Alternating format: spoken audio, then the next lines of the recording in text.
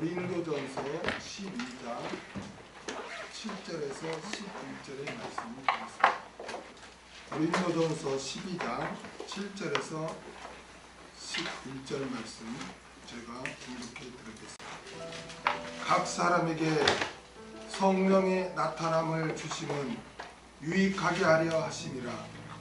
어떤 이에게는 성령으로 말미암아 지혜의 말씀을, 어떤 이에게는 같은 성령을 따라 지식의 말씀을, 다른 이에게는 같은 성령으로 믿음을, 어떤 이에게는 한 성령으로 병 고치는 은사를, 어떤 이에게는 능력 행함을, 어떤 이에게는 예언함을, 어떤 이에게는 영들 분별함을, 다른 이에게는 각종 방언 말함을, 어떤 이에게는 방언들 통역함을 주시나니 이 모든 일은 같은 한 성령이 행하사 그 뜻대로 각 사람에게 나눠 주시느니라.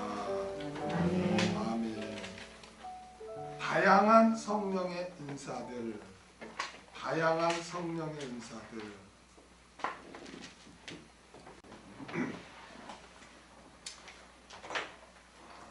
여러분, 성령의 은사를 올바르게 정립한다는 것은 너무너무 중요합니다. 성령의 은사를 올바르게 정립하지 않으면 올바른 신앙생활을 할 수 없고 신비주의에 빠져서 마귀의 도구가 되기가 쉽습니다. 사도 바울은 교회의 다양한 직분과 은사의 기원에 대해서 증거한 후에 오늘 본문에서 하나님께서 성령의 은사를 각 사람에게 주시는 목적과 또 다양한 성령의 은사들에 대해서 소개함으로써 은사에 대한 바른 이해를 통해 정말 교회와 형제가 유익되게 그렇게 유익되어야 함을 가르쳐 줍니다. 우리가 지금까지 말씀을 쭉 이렇게 나누어 오는데 고린도 전서는 너무너무 중요하고 또 너무너무 또 어려운 성경입니다. 여러분. 그래서 다른 주석들은 많이 있는데 고린도전서 주석은 별로 없어요. 왜 그런지 아십니까? 왜 그러냐면은 가장 예민한 문제들이 가장 많아요. 우리가 살펴보았듯이 우상 제물에 대한, 오늘날에 먹어도 된다는 목사들도 많잖아요. 그러니까 우상 제물에 대한 문제, 또 다양한 문제들이 많은데 그 중에 가장 중요하고 가장 어렵고 가장 논쟁이 심한 게 뭐냐면 성령의 은사들, 성령의 은사들. 그래서 이 성령의 은사들 12장, 13장, 14장 이 세 장은 굉장히 중요하고 난해합니다. 그래서 제가 여러분에게 말씀드렸듯이 성경은 해석된 책이 아니고 해석되어지는 책입니다. 그렇기 때문에 성경 해석자가 어떻게 해석하냐에 따라서 완전히 똑같은 말씀인데 180도 다를 수가 있고 정반대로 나갈 수가 있는 거예요. 그런데 그러한 문제들 가운데서 이 성령 연사가 특히 너무나 심각한 게 나타납니다. 여러분, 방언 문제가 얼마나 요즘도 논쟁이지 않습니까? 여러 가지 방언뿐만 아니라 병 고치는 것도 얼마나 논쟁이 지금도 많습니까? 병 고친다 해가지고 막 교인들을 이렇게 끌어모으는 그런 교회도 많이 있잖아요. 그래서 우리가 이 성령의 은사를, 여러분, 우리가 지난주부터 시작했잖아요. 여러분, 다른 유튜브도 별로 안 보시나 봐. 보니까 8분, 9분 이렇게 내가 보면은 전혀 안 본다는 거잖아. 근데 물론 바쁘셔서 못 보실 수도 있고 하지만 이 성령의 은사 부분만큼은 여러분 우리가 이렇게 예배를 드리고 나서 한 번으로 끝날 게 아니라 이렇게 또 이렇게 봐야 돼. 몇 번 이렇게 봐야 내가 정립이 되지. 그냥 그런 거야 하고 지나가면 또 누가 이렇게 뭐 은사에 대해서 이야기를 하면 또 무너져요. 그래서 꼭 유튜브를 보시기 바랍니다. 자, 우리 7절을 다 같이 읽겠습니다. 시작. 각 사람에게 성령의 나타남을 주심은 유익하게 하여 하시니라. 아멘. 각 사람에게 이게 헤가토스, 각 사람을 헤가토스, 이게 모든 사람을 누구도 제외 없이 모든 사람, 예수 그리스도를 믿는 모든 사람으로 어느 누구도 예외가 있을 수 없어요. 아멘? 아멘. 어느 누구도 예외가 없이 예수님을 영접한 사람에게는 하나님께서 은사를 주신다는 거예요. 어? 아멘? 예수님을 영접한 자에게는 다 뭘 주신다? 은사를 주신다. 베드로전서 4장 10절 보겠습니다. 베드로전서 4장 10절. 지금 은사를 우리가 공부하는데 굉장히 중요합니다. 잘 여러분 정리하시기 바랍니다. 우리가 또 언제 이걸 또 하겠어요? 이렇게 성경 나올 때 잘 정리해야지. 자, 베드로전서 4장 10절 다 같이 읽겠습니다. 시작. 각각 은사를 받은 대로 하나님의 각양 은혜 받은 선한 청지기같이 서로 봉사하라. 여기 뭐 각각이다 동그라미 치세요. 각각. 이 각각이란 거는 예외가 없어요. 아멘? 모든 사람이에요. 모든 사람. 각각. 나는 아니야. 아니에요. 모두에게 다 주세요. 각각. 모든 사람에게.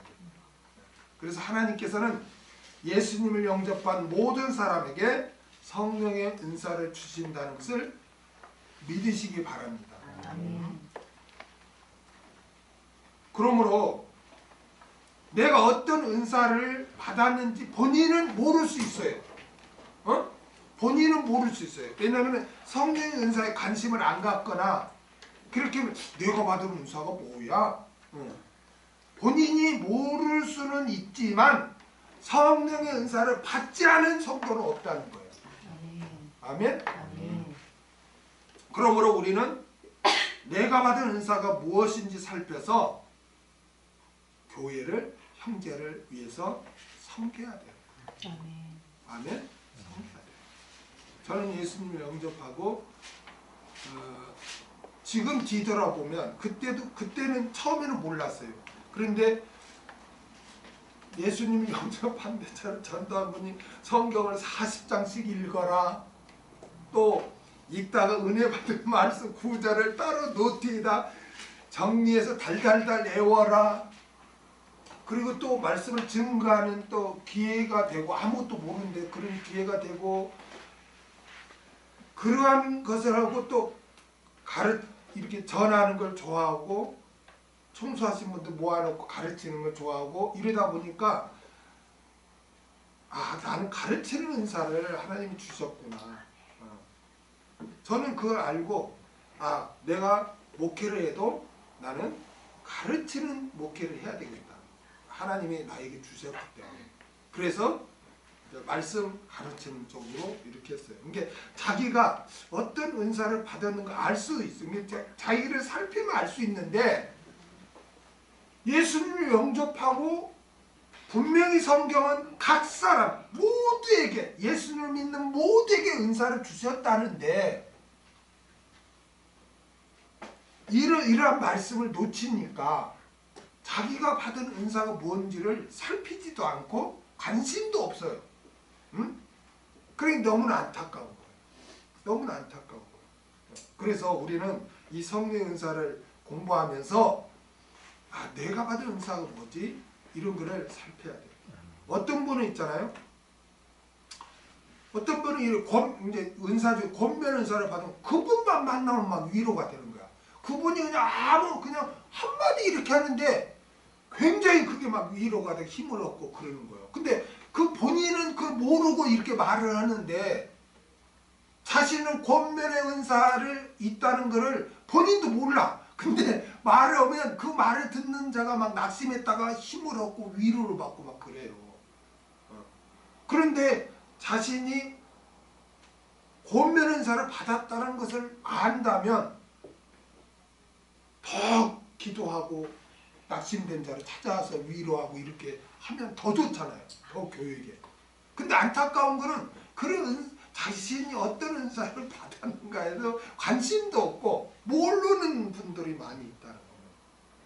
그래서 우리가 성령의 은사를 계속 오랫동안 공부할 거에 양이 많으니까 공부를 하면서 내가 받은 은사가 뭐지?를 한번 뒤돌아보고 그래서 그걸 활용해서 그쪽으로 더 이렇게 교회와 형제를 이렇게 유익되게 섬기는 쪽으로 하면은 하나님이 더 영광 받을 줄 믿습니다.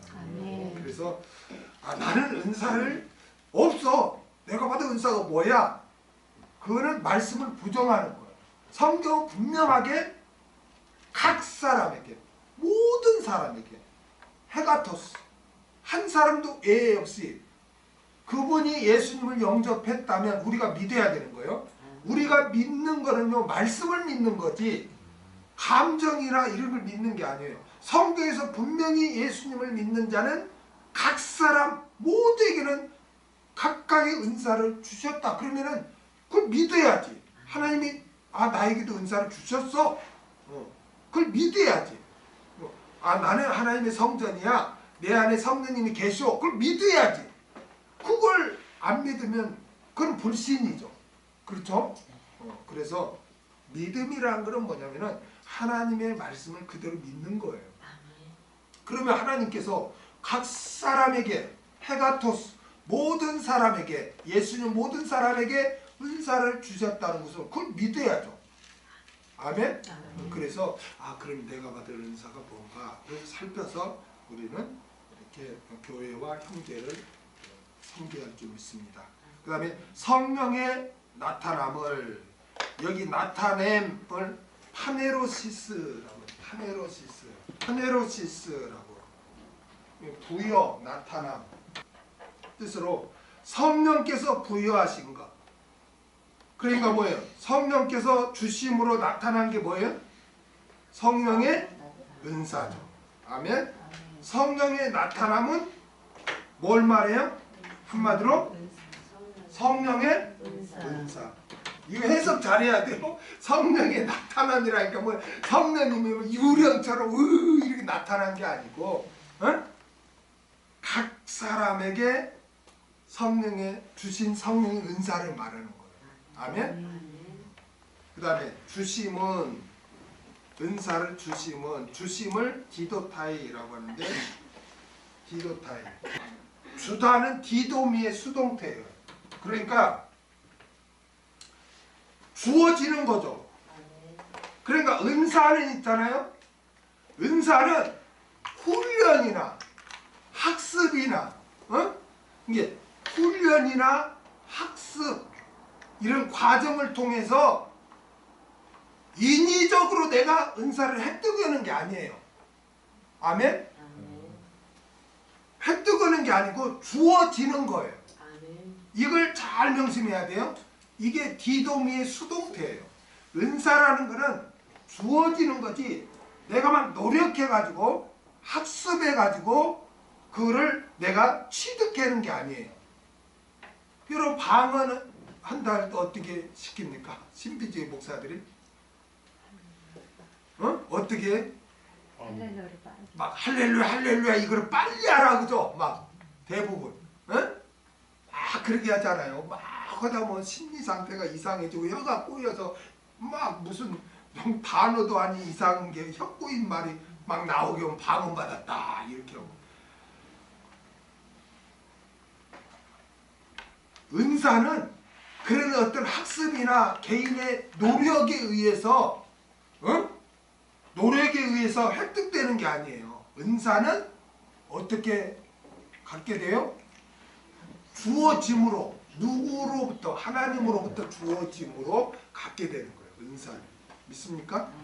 인간이 뭐 학습해서, 그러니까 뭐 방언을 한다고 막 그냥 무슨 그냥 손을 들고 막 이렇게 흔들어 봐. 그럼 막 흔들고 막 혀를 막 굴르고 막 하면 뭐든지 이상한 짓을 하면 이상하게 되는 거예요. 그것도 그렇지 않습니까? 응? 여러분, 제가 처음 예수 믿을 때 기도를 어떻게 했는지 아십니까? 기도를 어떻게 여러분 교회에서 하는지 아십니까? 옛날에 기도할 때는요, 여기에다 이만한 북이 있죠. 이만한 북을 옆에다 놓고 전도사가 그걸로 둥둥둥둥 막 지금 쥐야 그냥 막 분위기를 막 정신 빼놓고 막 그렇게 기도를 시키는 거예요. 그게 무슨 기도냐고. 무당이 막 이걸 막 붙이고 하는 거지. 근데 그때는요, 교회에서나 기도할 때요, 이만한 북을 갖다 놓고 막 북을 쳤다니까. 그래 혼을 빼놓고 막 그 분위기에 따라서 막 손 들고 불 꺼놓고 막 불러 하고 막 그렇게 기도를 시켰어요. 근데 정말 하나님 볼 때 얼마나 안타깝겠어요. 어? 정신 차리고 기도해야지. 정신으로 혼 빼고 그렇게 하냐고. 그러니까 은사라는 것은 어떤 막 인간의 노력이나 학습이나 훈련을 통해서 우리가 막 획득하는 게 아니라 그냥 나는 구하지도 않았는데 하나님이 주시는 거예요. 그래서 이게 주심은 이게 디도미의 수동태로 되어 있어요. 수동태라는 건 뭐예요? 제3자에 의해서 이렇게 행해지는 거죠. 능동태는 내가 하는 것이고 수동태는 누구에 의해서 내가 어떤 환경이 되는 거 아닙니까? 그러니까 은사라는 거는 하나님에 의해서 나에게 주어진 것들. 그리고 우리 성도들은 하나님이 주어진 은사를 활용하면 되는 거예요. 믿습니까? 근데 주어지지 않은 은사를 내가 막 학습하거나 막 노력해서 그걸 획득한다? 그건 아니라는 거예요. 은사는 주어지는 거다. 수동태로 돼 있다. 그 다음에 유익하게 하려 하심이라. 성령의 다양한 은사들이 성도들에게 주어지는 목적이 뭐예요?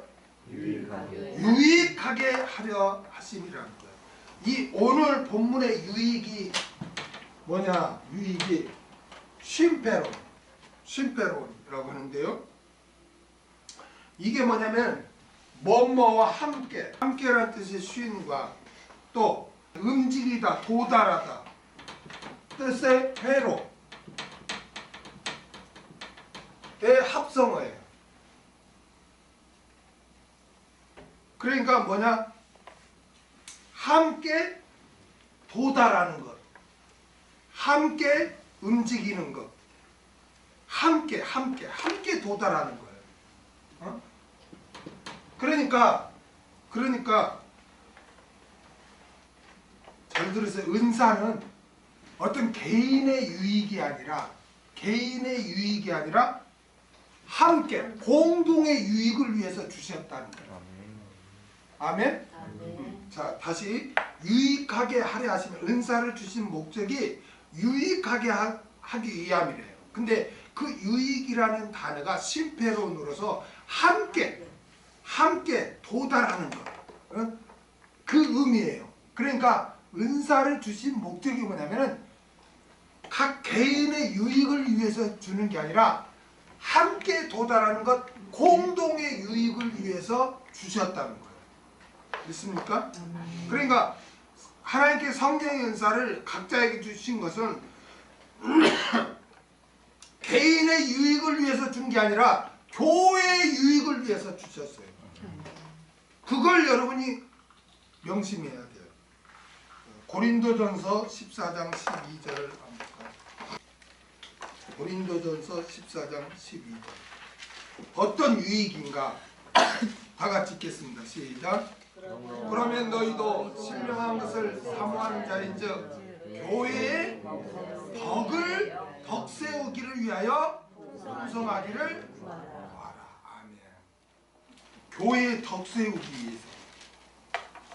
그러니까 여러분 자신이 받은 은사를 가지고 자신이 받은 은사를 가지고 자신을 자랑하거나 자신을 나타내거나 또는 그 은사를 가지고 감정의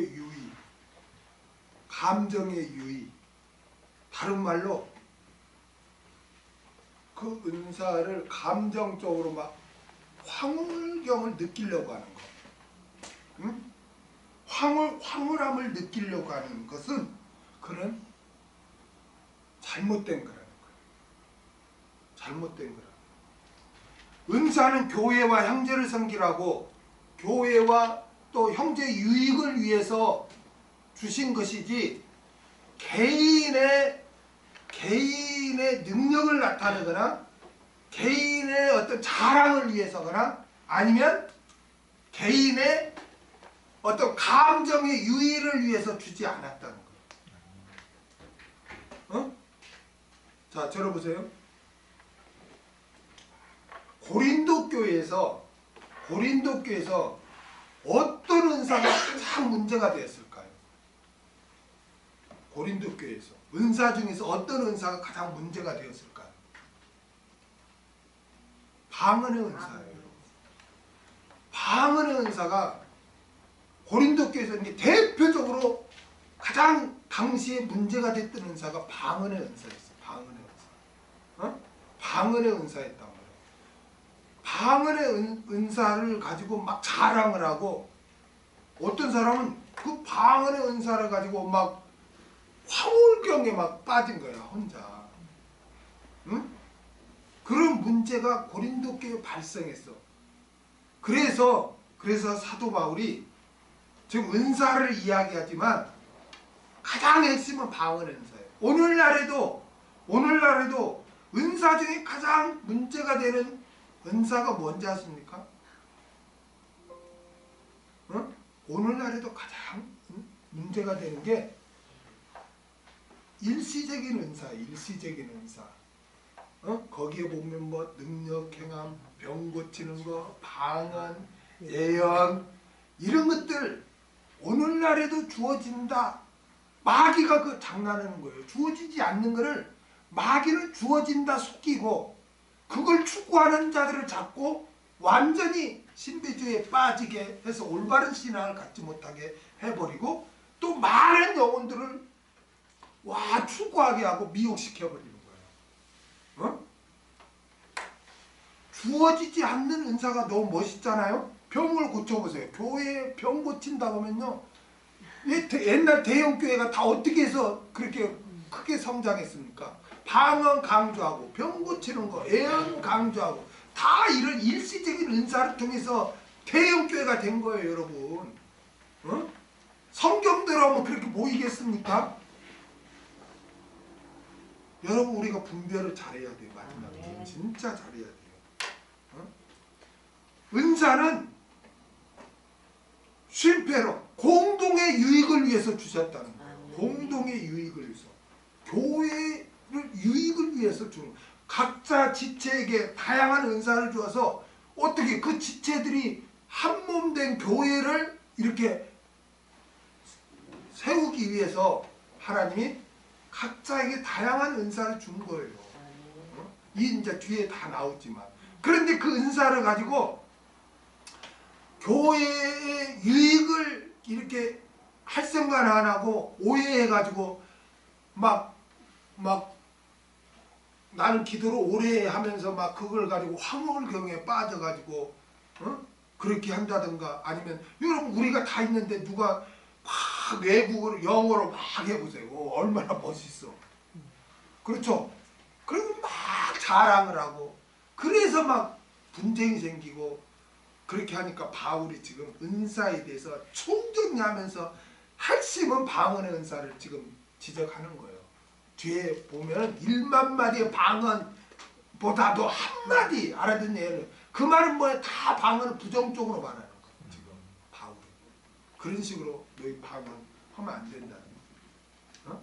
당시에는 방언 은사가 주어질 당시예요. 그럼에도 불구하고 방언 은사에 대해서 바울이 강력하게 제재를 했는데 오늘날에는 주어지지 않는 시대에도 그걸 추구하면 어떻게 되겠습니까 이게? 어? 성령의 은사들은 개인의 유익을 위해서 주시지 않고 자랑하라고 훈장처럼 주시지도 않았습니다. 어디까지냐? 교회를 세우기 위해 공적으로 사용하라고 주셨습니다. 성령의 은사를 가지고 자기 감정의 만족 즉 황홀경이나 신비체험을 하려고 하거나 자기 과시의 수단으로 사용하고자 하는 자는 은사를 주신 하나님께 죄를 범하는 것이요 마귀의 도구가 되는 것입니다. 그러므로 은사는 오직 교회를 섬기라고 주셨다는 것을 명심하고 형제를 위해 교회를 위해 은사를 사용하며 섬겨야 하겠습니다. 8절 다 같이 읽겠습니다. 8절 시작. 어떤 이에게는 성령으로 말미암아 지혜의 말씀을 어떤 이에게는 같은 성령을 따라 지식의 말씀을 어떤 이에게는 성령으로 말미암아 지혜의 말씀을 자 8절부터 10절까지는 성령으로 말미암아 주어진 다양한 은사 그 각각의 은사에 대해서 이제 바울이 이렇게 설명을 합니다. 첫 번째로 지혜의 말씀의 은사. 첫 번째 어떤 은사? 지혜의 말씀의 은사. 여러분 여기서 지혜가 뭡니까? 지혜. 네? 지혜. 우리가 앞에서 살펴보았듯이 우리가 1장에서 4장까지 배웠을 때 지혜에 대해서 배웠죠. 그래서 하나님의 지혜, 그렇죠? 하나님의 지혜에 대해서 배웠죠. 그게 뭐라고 그랬어요? 하나님의 지혜가 복음. 그렇죠. 십자가의 도, 또 복음이라고 그랬죠. 하나님의 지혜. 우리 한번 찾아볼까요? 배웠지만 고린도전서 1장 23절에서 24절 읽겠습니다. 시작. 우리는 십자가에 못 박힌 그리스도를 전하니 유대인에게는 꺼리는 것이요 이방인에게는 미련한 것이로되 오직 부르심을 입은 자들에게는 유대인이나 헬라인이나 그리스도는 하나님의 능력이요 하나님의 지혜니라. 아멘. 십자가에 못 박힌 그리스도 즉 복음, 십자가의 도 이게 지혜예요. 지혜. 믿습니까? 1장 30절 같이 읽겠습니다. 시작. 너희는 하나님께로부터 나서 그리스도 예수 안에 있고 예수는 하나님께로서 나와서 우리에게 지혜와 의로움과 거룩함과 구속함이 되었으니. 아멘. 여기도 예수님에 대해서 말씀하면서 지혜라고 하죠. 그래서 2장 6절에서 8절 한 구절만 더 보겠습니다. 2장 6절에서 8절 시작. 그러나 우리가 온전한 자들 중에서 지혜를 말하노니 이는 세상의 지혜가 아니요 또 이 세상에 없어질 관원의 지혜도 아니요 오직 비밀한 가운데 있는 하나님의 지혜를 말하는 것이니 곧 감추었던 것인데 하나님이 우리의 영광을 위하여 만세전에 미리 정하신 것이라. 이 지혜는 이 세대의 관원이 하나도 알지 못하였나니 만일 알았다면 영광의 주를 십자가에 못 박지 아니하였으리라. 아멘. 그러니까 여기서 지혜는 바로 복음, 십자가의 도를 가리킵니다. 여러분 사도 바울은 예수님께서 공생의 사역을 하실 때 예수를 믿은 자였습니까? 안 믿은 자였습니까? 안 믿은 자였죠. 그렇죠? 예수를 믿지 않았고 또 함께하지도 않았어요. 그러나 다메섹 도상에서 부활하신 예수님을 만나죠. 그렇죠? 부활하신 예수님을 만나요.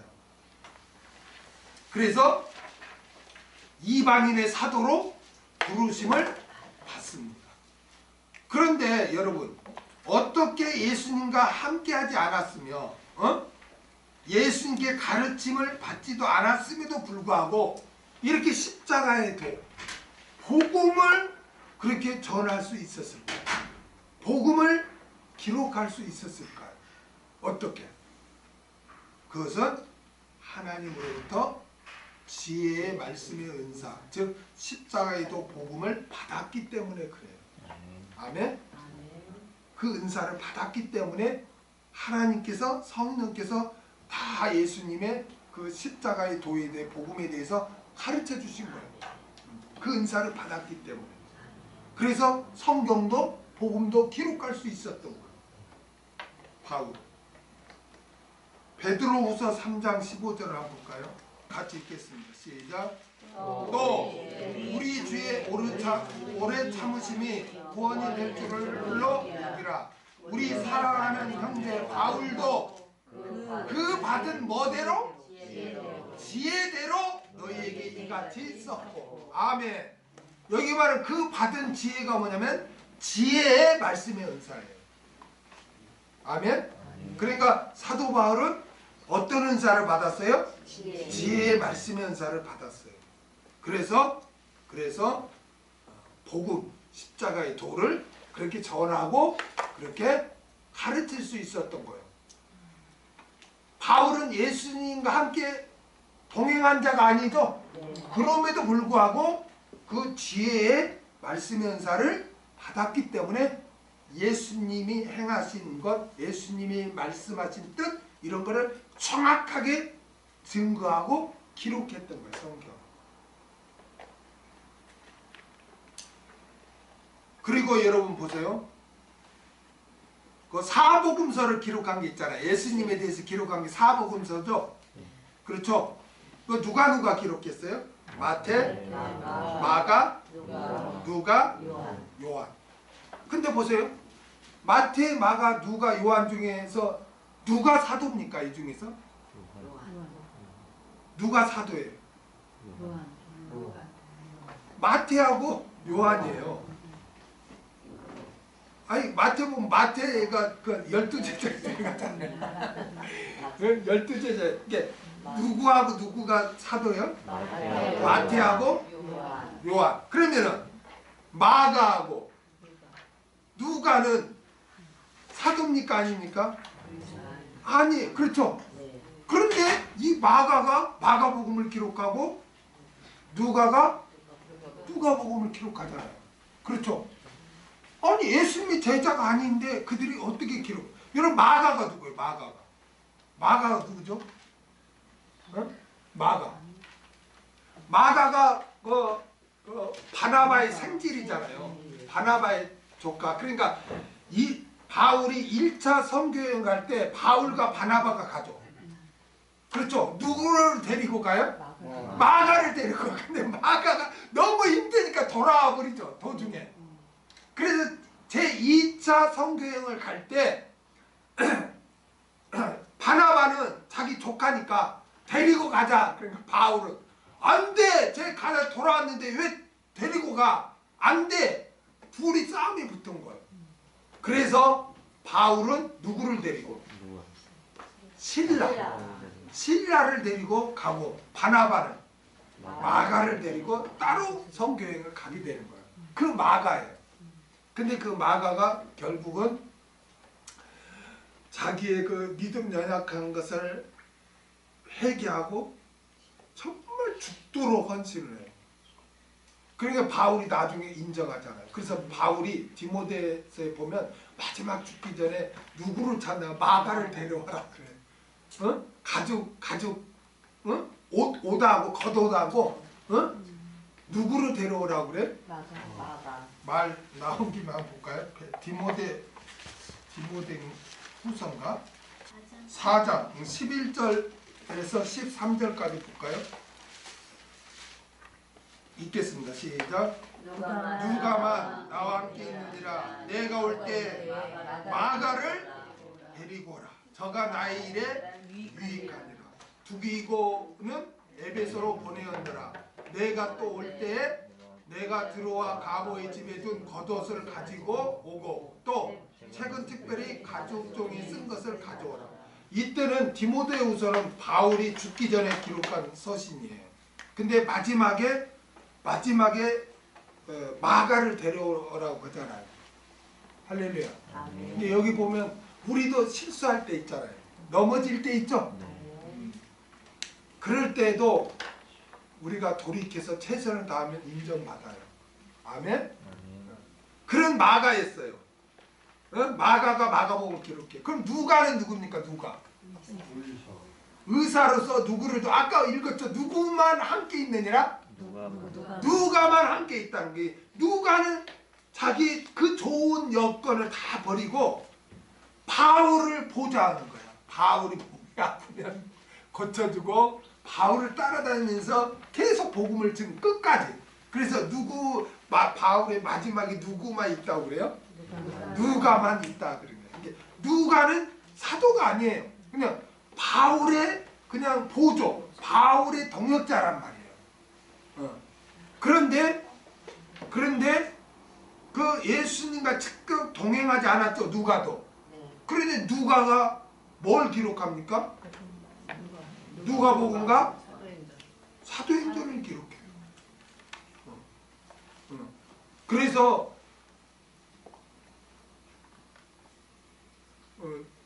뭐 어떤 신학자는 누가복음 전서하고 사도행전 누가복음 후서 또 이렇게 말하는 사람이 있는데, 누가 썼다 해서 또 그렇게 하면 되겠습니까? 그냥 누가복음하고 사도행전을 누가가 기록해요. 근데 보세요. 마가하고 누가는 예수님이 직접 뽑은 제자가 아니죠. 그러면 예수님의 직접 본 것도 아니고 직접 들은 것도 아니에요. 예수님에게서. 그렇죠? 그런데도 그 마가는 마가복음을 기록하고 누가는 누가복음을 기록하고 사도행전까지 기록해요. 물론 바울의 영향을 받았겠지만 누구의 영향을 받았다 해서 그 예수님의 그 일대를 어떻게 정확하게 예수님의 말씀을 정확하게 기록할 수 있습니까? 그거는 어떤 은사를 받은 거예요? 지혜의 말씀 은사를 받았기 때문에. 이게 바울이나 마가나 누가나 다 예수님과 직접 보지도 않고 직접 듣지도 않았지만 하나님으로부터 그 지혜의 말씀의 은사를 받아서 예수님의 정확한 뜻과 정확한 말씀과 뜻을 정확하게 기록한 거예요. 낱낱이 복음에 대해서. 할렐루야. 아멘. 그렇기 때문에 이 지혜의 말씀의 은사는 성경 기록과 관련이 있는 거예요. 뭐가 관련이 있어요? 성경 기록과 관련이 있어요. 이걸 분별을 못하고 뭐라고 하냐면은 지혜 은사를 받아야 된다. 지혜 은사 달라고 해라. 그래야 똑똑해진다. 또 이렇게 해요. 아니 지금 그 이야기를 하고 있는 겁니까? 성경 기록을 복음, 십자가의 도에 대한 관한 것을 전하고 기록할 수 있도록 주신 거예요. 그러니까 이 지혜의 그 말씀의 은사는 성경 기록과 관련돼 있고, 그렇기 때문에 이 은사는 일시적인 은사예요. 일시적인 은사.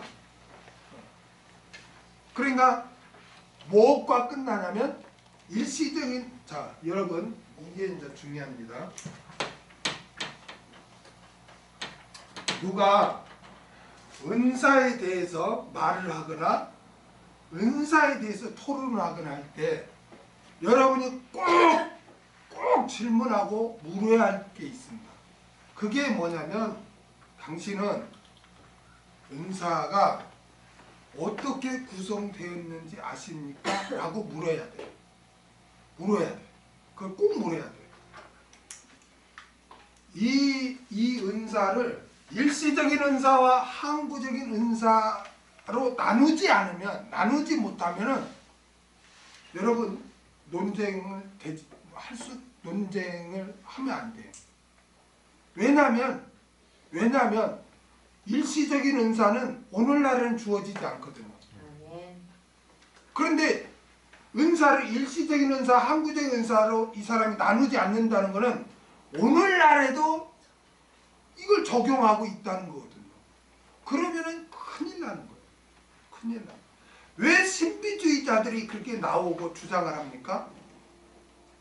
일시적인 은사와 항구적인 은사로 구분을 하지 않기 때문에 신비주의에 빠지는 거예요. 그러나 일시적인 은사, 항구적인 은사를 딱 구분하면은 정확하게 정립할 수 있고 우리가 신비주의에 빠지지 않을 수 있어요. 그렇기 때문에 일시적인 은사로 항구적인 은사로 구분하는가 구분하지 못하는가 이것만 보면은 딱 답이 나와요. 답이 나와요. 항상 여러분 은사는 일시적인 은사와 항구적인 은사 이게 나누는 것이 너무너무 중요한 거예요. 일시적인 은사는 사도시대, 성경 완성 이 딱 두 가지. 다시 사도시대가 끝나고 성경 완성이 끝남으로 사라지는 은사예요. 아멘? 다시 자 일시적인 은사는 사도시대가 끝나고 성경 기록이 완성됨으로써 폐해지는 은사예요. 그러니까 일시적인 은사는 대부분 누구와 연관이 되어 있어요? 사도들과 연관이 되어 있다. 다시 일시적인 은사는 누구와 연관이 되어 있다? 거의 다 사도들과 연관이 되어 있다.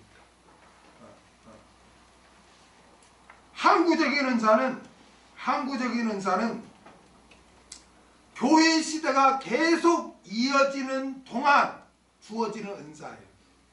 그럼 언제까지 주어질까요? 주님 오실 때까지. 아멘? 주님 오시고 나면 교회가 존재하지 않아요. 그러니까 주님이 오실 때까지는 주어지는 은사가 항구적인 은사예요. 이게 항구적인 은사는 그때도 주어졌지만 지금도 주어지는 거예요. 아멘? 어떤 분들은 이렇게 말해요. 분명히 성경에 기록되어 있잖아. 은사들이. 성경에 기록되어 있잖아. 은사. 방언도 다 기록되어 있잖아. 여러분 성경에 기록되어 있다 해도 시대를 구분하지 못하면 완전 잘못된 거예요. 예를 들면 성경에 광야 시대에 하나님이 만나를 내려줬어. 분명한 사건이고 기록이죠. 그러면 그 기록되어 있다고 해서 오늘날 만나 내려달라고 성경처럼 만나를 내려주옵소서 이렇게 하면 어떻게 되겠어요? 신비주의예요 그게. 신비는 성경의 역사인데 그거를 모방하는 거, 그걸 주장하는 거는 신비주의예요. 이게 신비하고 신비주의는 엄연히 구분돼요. 여러분 옛날에 무슨 그 3대 일간지에 다 그 뉴스에 나온 게 뭐냐면은 예수님이 무리를 걸었대요. 베드로가 예수를 보고 어느 순간까지 무리를 걸었다 이거예요. 성경이 기록되어 있다 이거예요. 그럼 기록되어 있어요. 그러니까 나도 무리에 걸을 수 있다 해가지고 그럼 혼자 조용히 하던가 그거를 보여주겠다 이거예요. 기자들 다 불러놓고 한강 그 옛날 그 뚝성 근처에 보면 이렇게 갈대밭 있고 모래밭 있잖아요. 그거 불러놓고 그것도 걷는 것도 한 이만한 다라이 같은 거를 이렇게 해가지고 2개 해가지고 모으는 거예요. 좀 가다가 뒤집어져. 기자들이 그걸 사진 찍고 아이고 참 창피해서 그거 뭐 하는 거예요? 아니 예수님이 베드로가 물 위에 걸었다고 해서 지금도 걸을 수 있는 거예요? 응? 사도시대 예수님 때 끝나면 그때는 표적이란 것은 예수님이 내가 메시아임을 알려주는 것이고, 사도들이 표적을 행한 것은 사도들에게 하나님이 함께하는 하나님의 일꾼이고, 사도들이 증거하는 말씀은 하나님의 말씀임을 보증해 주기 위해서 표적이 행해진 거예요. 그러나 사도시대가 끝나고 성경 완성이 됨으로써 그러한 은사들은 다 끝났대요. 아멘. 그래서 중요한 게 뭐냐? 중요한 게 은사는 어떤 은사와 어떤 은사로 나눠진다? 일시적인 은사와 항구적인 은사로 나눠진다. 일시적인 은사는 사도시대 성경 완성이 끝난과 동시에 폐해져서 오늘날에는 주어지지 않는 은사들이고, 항구적인 은사는 그때뿐만 아니라 지금도 교회 시대가 끝날 때까지 주어지는 은사다. 이것만 딱 정리하면 신비주의에 빠지지 않을 수 있어요. 그러니까 첫 번째로 이 지혜의 말씀의 은사는 무엇과 연관되었다? 성경 기록과 연관되었다. 왜냐하면 십자가에도 복음이니까. 아멘. 그래서 사도시대가 끝나고 또 성경이 완성됨으로 인해서 이 지혜의 말씀의 은사는 폐해졌다. 아멘. 두 번째로, 어떤 이에게는 같은 성령을 따라 지식의 말씀을, 두 번째는 지식의 말씀의 은사예요. 지식의 말씀의 은사. 뭐 이거 줄여서 지식의 은사라고도 해요. 지식의 은사라고도 하고, 아까는 지혜의 말씀의 은사인데 줄여서 지혜의 은사라고도 그렇게 합니다. 지식의 말씀의 은사.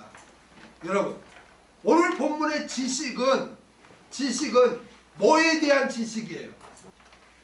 뭐에 대한 지식이에요? 여기 지식입니다. 뭐에 대한 지식? 하나님에 대한 지식. 하나님의 속성, 뭐 하나님의 뜻, 하나님의 계획, 이런 하나님에 관한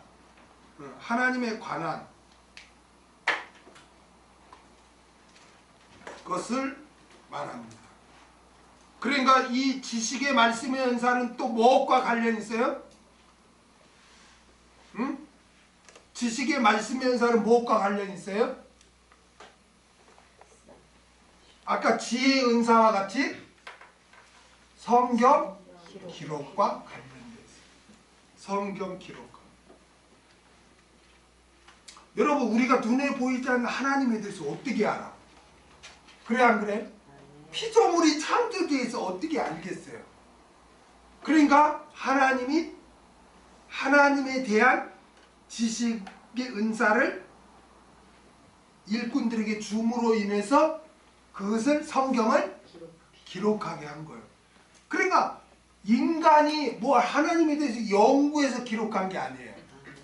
하나님의 지식의 은사를 자신의, 나는 이런 분이야, 내 뜻은 이거야, 내 계획은 이거야, 이런 걸 하나님의 은사를 통해서 성경 기록자들, 즉 사도들에게 주신 거예요.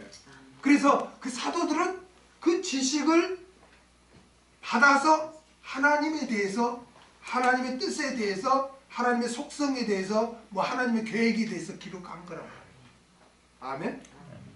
그러니까 지혜의 은사와 지식의 은사는 성경 기록과 관련이 있어요.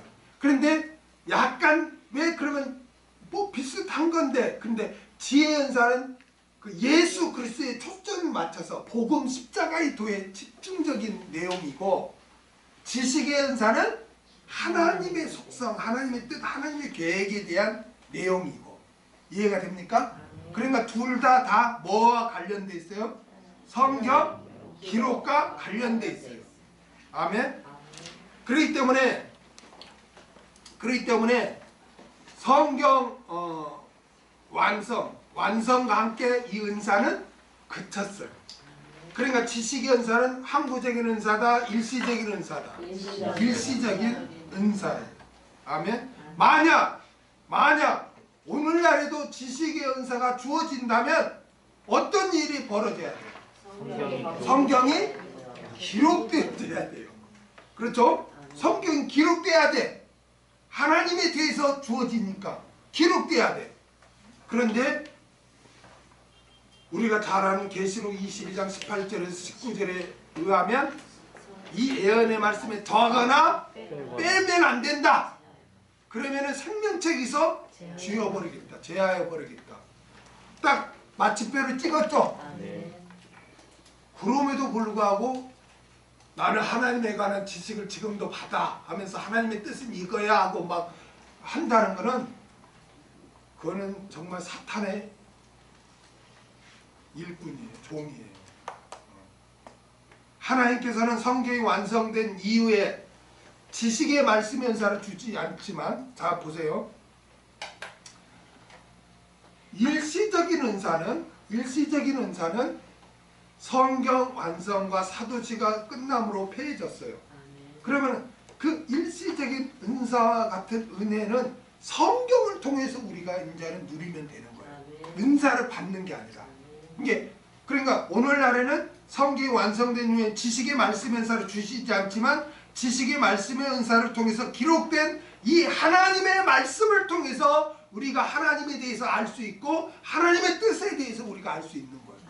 그러니까 모든 일시적인 은사는 오직 성경을 통해서 이제 우리가 누려야 되는 거예요. 은사를 받아서 하는 게 아니라. 이해가 됩니까? 십자가에도 복음도 지혜의 은사를 받아서 우리가 깨닫는 게 아니고 지혜의 은사를 통해서 기록된 이 복음, 십자가의 도를 우리는 성경을 통해서 우리가 믿고 알고 그렇게 살면 되는 거예요. 전하면 되는 거예요. 아멘? 뒤에 나오겠지만 병 고치는 은사도 다 그러면 하나님의 오늘날 능력 행함도 없냐? 아니, 다 오늘날은 성경 완성을 통해서 우리가 말씀을 믿음으로 우리가 하나님의 역사를 체험할 수 있는 거예요. 그러니까 일시적인 은사는 다 오늘날은 우리가 성경을 통해서 하나님의 은혜를 우리가 누릴 수 있다는 거예요. 믿습니까? 그 다음에 9절 읽겠습니다. 9절 시작. 다른 이에게는 같은 성령으로 믿음을, 어떤 이에게는 한 성령으로 병 고치는 은사를, 다른 이에게는 같은 성령으로 믿음을, 세 번째는 믿음의 은사. 믿음의 은사. 세 번째는 믿음의 은사. 믿음의 은사는 항구적인 은사입니다. 항구적인 은사는 뭐가 항구적인 은사라고 그랬죠? 교회 시대가 끝날 때까지 주어지는 은사죠. 그럼 오늘날도 주시는 은사죠. 그래서 믿음의 은사는 교회를 위해 청지기 직분을 온전히 행하도록 성령님께 주시는 특별한 믿음이에요. 특별한 믿음. 아멘. 믿음의 은사를 주신 이유는 교회에서 과시하고 자랑하라는 것이 아니라 청지기로서 형제와 교회를 섬기게 하기 위해서요. 믿음의 은사를 받은 성도는 절대로 의심하지 않아요. 믿음의 은사를 받은 사람은 부정적이지 않아. 부정적이지 않아. 믿음의 은사를 받은 사람은 전적으로 하나님의 말씀을 신뢰해요. 신뢰해요. 그리고 전적으로 하나님을 의뢰해요. 정말 환경이 어려워도 두려움이나 주저함이 없어요. 그리고 어떤 난간 앞에서도 담대하게 주의를 해요. 헤쳐나가요. 그렇기 때문에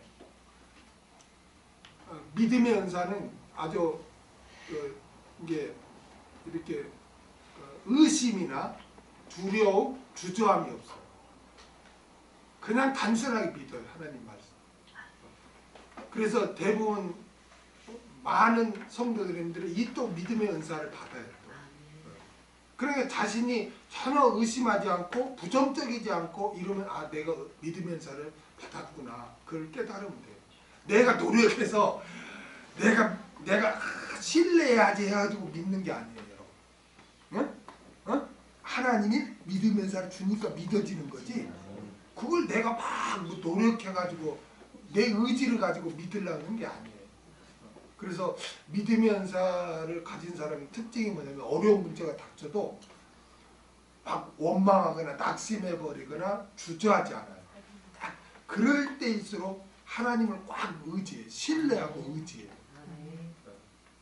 그래서 그 사도 바울이 유라굴라 풍랑을 만났을 때도 남들은 다 죽는 환경이다 막 이렇게 하는데도 바울은 그 낙심하지 않잖아요. 믿음의 은사예요. 그게 믿음의 은사. 그래서 믿음의 은사는 평소에는 나타나지 않아요. 믿음이 있는 겁니다. 근데 어려운 일이 딱 생기냐면 그 믿음의 은사를, 가족 중에서도 있잖아요. 어려운 일을 확 당하면 막 낙심하고 막 두려워하고 막 그런데 그 중에 어떤 분은 흔들리지 않아요. 딱 하나님을 신뢰하고 이렇게 그 이끌어 나가요. 그거를 이끌어 나가요. 그렇기 때문에 정말 감사한 거죠. 아멘. 그래서 이 믿음의 은사는 굳건한 믿음으로 주의를 할 수 있도록 담대하게 밀고 나갈 수 있도록 이런 주신 은사가 바로 믿음의 은사예요. 그래서 우리는 이 믿음의 은사를 항구적인 은사로 우리가 굳건한 믿음으로 주의를 해야 할 줄 믿습니다. 그 다음에 어떤 이에게는 한 성령으로 병 고치는 은사를, 네 번째는 병 고치는 은사예요. 병 고치는 은사.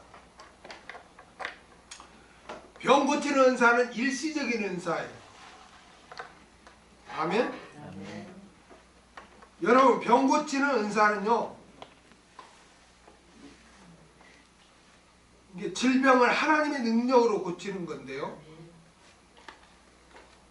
사도시대 당시에는 뭘 고쳤냐? 불치병을 고쳤어요. 불치병. 그 당시에 불치병이 뭐였어요?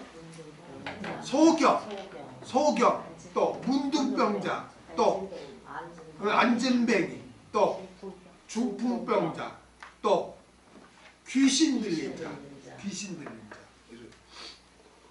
이게 사람의 의술로 할 수 없는 이런 병을 이렇게 성령께서 은사를 주어서 그 은사를 받은 자가 안수하거나 기도하면 그 즉시 치료가 임해요. 즉시. 그리고 실패가 없어. 그냥 기도하면 그 즉시 그 자리에서 치료가 되고, 그렇게 했는데 뭐 반쯤 낫는다든가 아니면은 나중에 안 나가고 또 막 기도한다거나 그게 아니야. 그 자리에서 일순간에 나아요. 그것도 불치병. 그리고 어떤 장소에 구애받지 않고 그 병치료가 임해. 그리고 재발이 없어.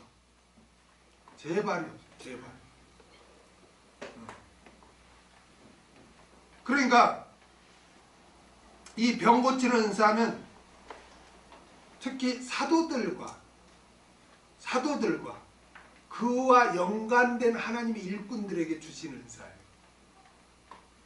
사도들과 그와 연관된 일꾼들에게 주신 은사예요. 그리고 이 병 고치는 은사는 그 초대교회 있잖아요. 초대교회 시대, 이게 초대교회 중에서도 초기,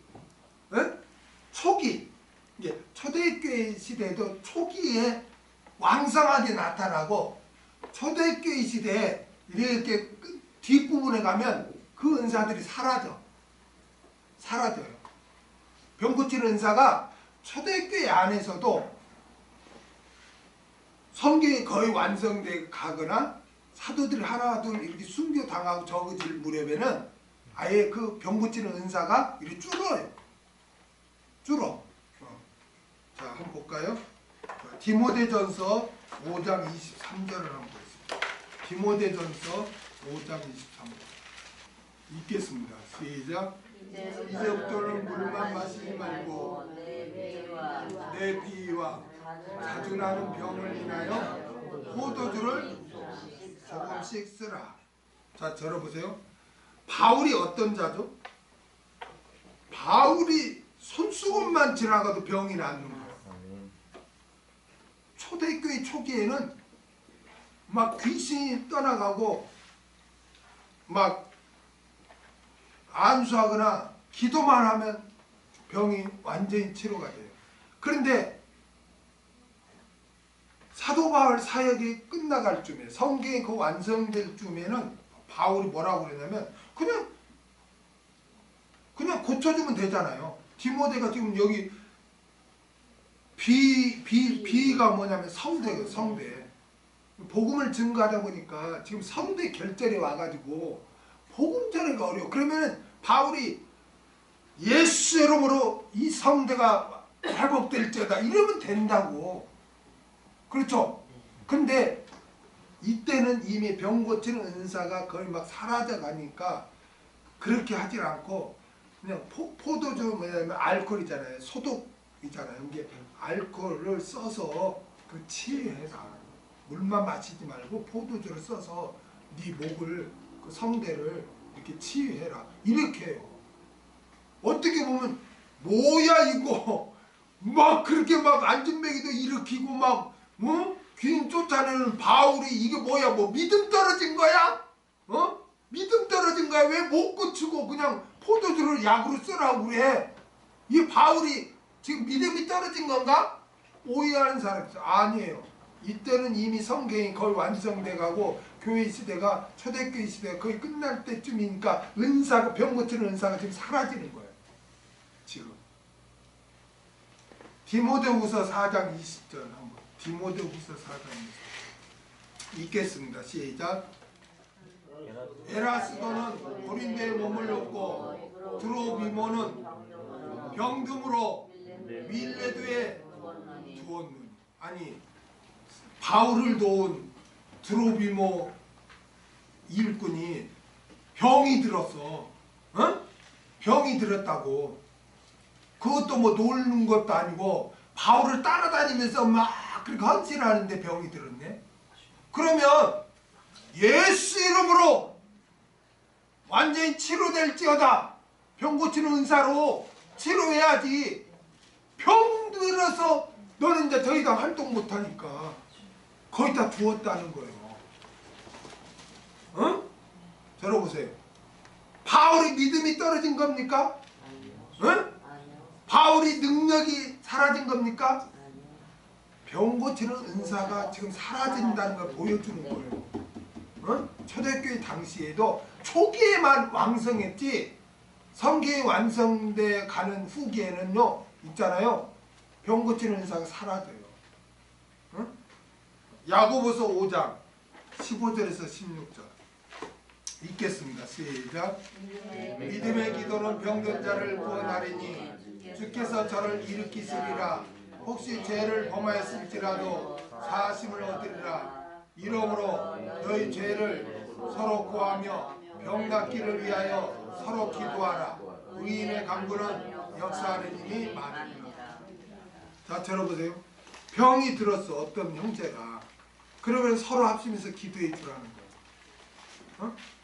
아니, 병 고치는 은사가 만약 이때도 주어진다면 그냥 안수해서 그냥 나을지어다 하면 끝날 건데 왜 그걸 놓고 서로 기도하라는 거냐고.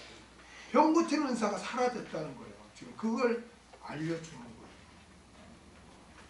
여러분, 하나님께는 사도시대가 끝나고 성경이 완성된 이후부터 병 고치는 은사를 주시지 않아요. 아멘? 그렇지만 들어보세요. 일시적인 은사는 다 뭐를 통해야 된다? 성경. 그러니까 우리가 여기서 그러잖아.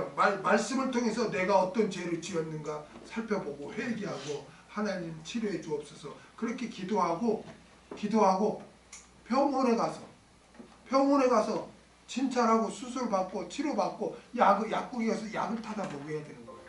이 당시에는 병원도 없고 이 당시에는 약도 없어요. 그러니까 하나님의 일꾼으로 통해서 병 고치는 은사를 했어야 돼. 지금은 다 의사도 있고 병원도 있단 말이에요. 하나님 그렇게 섭리하신단 말이에요. 어? 그런데 오늘날에도 무슨 화요일날 뭐다 은사 집회다 해갖고 병을 고친다 막 그러는데, 여러분 만약 누가 병 고치는 은사를 받았다. 그럼 내가 병을 고친다. 그러면 한번 보자 이거야. 그럼 당신 와서 저기 어떤 아무 종합병원에 가서 그냥 불치병이 있는 사람, 아니면 영안실에 가서 죽은 사람, 일어날지어다 죽은 자도 살렸어요 바울이. 해봐. 그런 사람 있어요? 아니 난 그런 사람 둘째치고, 그럼 안진뱅이한테 가서 일으켜봐. 그럼 내가 믿을게. 일어날지어다 해봐. 그런 사람 있어요? 그런 사람이 있냐고. 병 고치는 사람은 그 불치병이에요. 어느 날 병 고친다니까 뭐 알아들었어. 뭐 두통이 사라졌네, 뭐 신경통이 사라졌네, 무슨 뭐 속쓰림이 사라졌네. 그런 거는 감정으로도 그런 건 나은 것 같이 느끼는 거예요. 그런 걸 무슨 병 고치는 은사냐고. 그리고 병 고치는 은사는 뭐 예배당, 은사 집회, 기도원 이런 데서만 하는 게 아니라 길거리 가서 아무 장소에서나 그 즉시 막 일으켰다고. 그런 사람이 있냐고. 그런 목사 있냐고. 어디장 집회나 기도원이나 그런 데 불러 모았고 막 하면서 막 하나님이 역사한 것처럼 뻥치지만, 바울이나 사도들이 어디 예배당에서 그렇게 했냐고. 그냥 복음 증거하다 길거리에서도 막 귀신 쫓아내고 그렇게 했지. 지금 그런 한 사람 있어요? 있냐고. 근데 여러분 멋있잖아요. 병을 고친다면 얼마나 멋있어. 그러니까 목회자들도 이 분별 못한 목회자들은 환장을 하는 거야. 내가 그냥 병만 고친다면 내가 교회는 그냥 성장한다 이거야. 그러니까 막 삼각산 가고 어디 가서 막 능력 달라고, 병 고치는 은사 달라고 막 기도해서 그냥 믿음으로 막 선언하는 거야. 막 그럼 안 났으면 어떻게 하는지 아세요? 안 났으면 자기가 안 났으면 어떻게 하는지 알아? 또 말씀을 인용해. 성경에 예수님이 꼭 할 때 내 믿음대로 될지어다 했다. 그러니까 안 났으면 네가 믿음이 없는 거야. 나는 병 고치는 은사로 했는데 네가 못 받아들여. 뒤집어 씌우는 거야. 이런 사기꾼이 어디가 있어. 사기꾼이 어디가 있냐고. 그러니까 네가 진정 병 고치는 은사를 받았다면, 아니 뭐 신경통, 두통 이런 거 말고 죽은 자도 살려봐. 안진뱅이 일으켜봐. 그럼 내가 믿을게. 그냥 또 뭐 귀신 들린 자, 또 어떤 목사 나는 또 귀신을 쫓아낸다 해가지고 막 하는데, 어이구 어째 쫓아냈대. 막 와 거품으로 쓰러졌어. 나중에 또 그지도고 다니면 또 이거 뭐야 그거. 다시는 재발이 없어요. 병 고치는 은사를 고치는 거는. 그러니까 오늘날에 병 고치는 은사가 주어지지 않으니까 사람들이 그거를 또 멋있어하고 막 목사도 막 그렇게 병 고치려고 하니까 누가 역사해? 마귀가 역사해. 마귀. 마귀가 역사해서 마치 자기가 성령인 것처럼, 성령이 역사한 것처럼 그렇게 하는 거예요. 그래서요 이상한 일도 일어나요 가끔. 마태복음 24장. 누가 뭐 병을 고친다 뭐 한다면 무조건 마태 24로 가세요. 마태복음 24장 24. 읽겠습니다. 시작.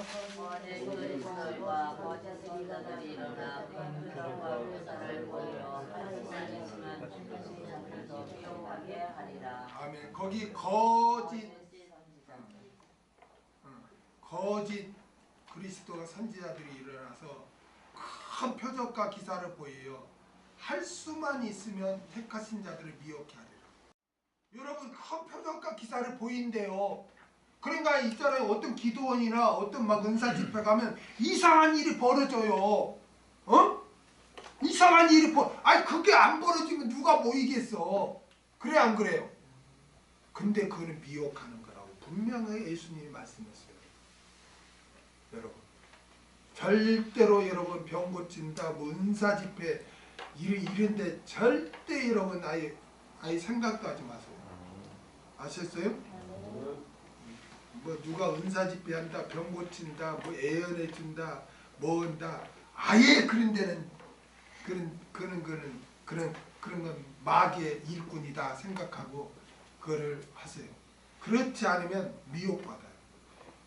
그들이 그렇게 했는데요. 이상한 큰 표적과 기사를 보인다잖아요. 들어보세요. 마귀도 있잖아요. 마귀도 표적과 기사를 보입니다. 행합니다. 그래 미혹되니까. 그래서 구약에 보면 모세가 10가지 재앙을 이적을 행할 때 예굽에 술사들도 몇 가지를 따라해? 네? 3가지까지 따라했어요. 그들도 했다니까. 근데 그들은 온전하게 못해. 그게 속이는 거야. 그거 속이는 거. 무당이 여러분 강신문은요 그 사람의 과거를 말을 맞춰요. 근데 미래는 뭐야? 못 맞춰. 그러니까 이걸로 뭐를 해? 미혹하는 거예요. 미혹하는 거예요. 똑같은 거예요. 그래서 마귀는 누구의 압이다? 거짓의 압이다. 속이는 거예요. 속이는 거. 마귀. 우리 하나님은 진실인데 마귀는 속여. 하나님처럼 막 속여. 능력도 있다, 무엇도 있다 막 속여. 그러니까 그런데 병 고치는 은사 이런 거는 일시적인 은사로 끝쳤다 하고 딱 안 가야지. 미혹 안 받지. 야 아니 이상한다니까. 어떤 분은 막 기도하면요 교인이 떼굴떼굴 굴러서 벽에 붙는데 나는 그게 참 유치하지만 어떤 데는 막 무슨 어떤 목사는 뭐 한다고 이렇게 순간 이동 뭐예요 그거? 응? 유체이탈? 뭐 순간 이동한대. 여러분 귀신도 마귀도요 이상한 짓 해요. 이상한 짓 해요. 여러분 표적 있잖아요. 불교에는 안 나타난지 아세요? 불교에도 막 능력 표적이 나타나요. 불교에도 중도요. 중도 귀신을 쫓아내고요. 근데 쫓아낼 때 팥을 뿌리더라고. 그러니까 그 팥이 붉잖아요. 그 우리가 예수의 피로 하듯이 그들도 아주 따라서 해요. 비슷해요. 근데 미혹하는 거야. 미혹하는 거야. 여러분 중이나요 무당들도 뒤에 나오겠지만 방언해요. 그들도 방언해요. 여러분 방언은요 지금 사탄이 그렇게 미혹하는 거예요 지금. 그러니까 일시적인 은사를 사탄이 지금 흉내내가지고 있는 것처럼 막 해서 다 미혹시키는 거예요. 그러니까 제가 일시적인 은사와 항구적인 은사를 구분을 딱 해서 정립하지 않으면 미혹된다. 오늘은 여기 병 고치는 은사까지 하겠습니다. 그래서 오늘날에는 병 고치는 은사는 일시적인 은사로 끝났고 이제는 말씀에 비추어서 죄를 회개하고 하나님 말씀에 순종하고 기도하고 하나님 치료해 주옵소서 그렇게 하고 의사의 손길과 약도 잘 먹고. 저는요 처음 예수 믿을 때요 약 먹는 거 죄 짓는 거로 그렇게 해서 감기약도 못 먹었어요. 믿음 없다 이거. 믿음 없다 이거. 하나님을 의지하지 병원 가고 말이야 약 먹는 거.